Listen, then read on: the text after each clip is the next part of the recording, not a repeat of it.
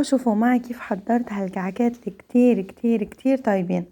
اول شي بجات عندي 3 كبايات طحين، بضيف فوقهم ملعقة صغيرة ملح وملعقة كبيرة سكر. اذا بدكم اياهم حلوين زيدوا سكر، اذا بدكم اياهم مالحين زيدوا الملح. ملعقة كبيرة خميرة، ربع ملعقة صغيرة محلب، واخلطهم كتير منيح مع بعض. وبرجع بعمل حفرة بالنص وبحط فيها نص كوب من الزيت النباتي. بخلط الطحين والمكونات الجافة كلياتها مع الطحين كتير كتير منيح لحتى يتشرب كل الطحين كمية الزيت، بيصير عندي الخليط مرمل.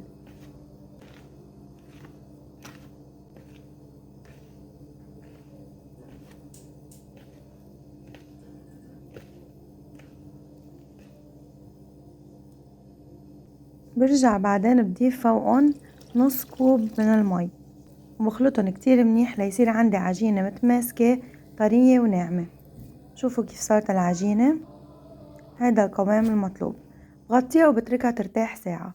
بعد ما ترتاح بشيلها وبلش رقها على محل ناشف لحتى تصير عندي رقيقة، وبلش بقطعها بالطول.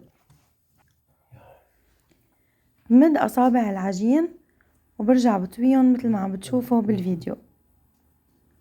بسكرهم كتير منيح لحتى ما يفتحوا هن وبالفرن.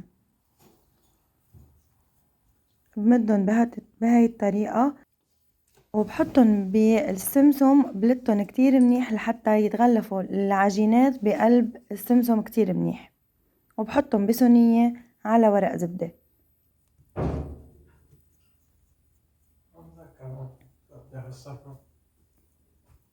شوفوا كيف العجينة كتير طرية وكتير سهل الشغل فيها.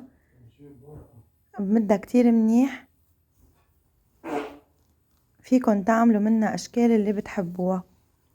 برجع بحطها بالسمسم وبغطيها كتير منيح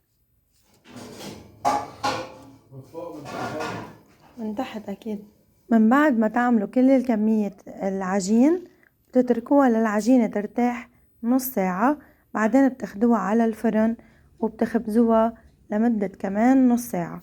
بيطلع عندكم الكعكات بهذا الشكل كتير طيبين، ومع اللبنة مع الشاي فيكن تبعتوهم مع الولاد على المدرسة.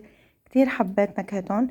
هيدول مش الكعكة اللي بتشتروه من برا، ما حيطلع معكم نفس الشي لأنه هن بيستعملوا شي اسمه خميرة الحمص، منا متوفرة عنا، نحنا استبدلناها بالخميرة العادية. رح يطلع معكم شي كتير بيشبهها وكمان بيقرشوا وكتير طيبين.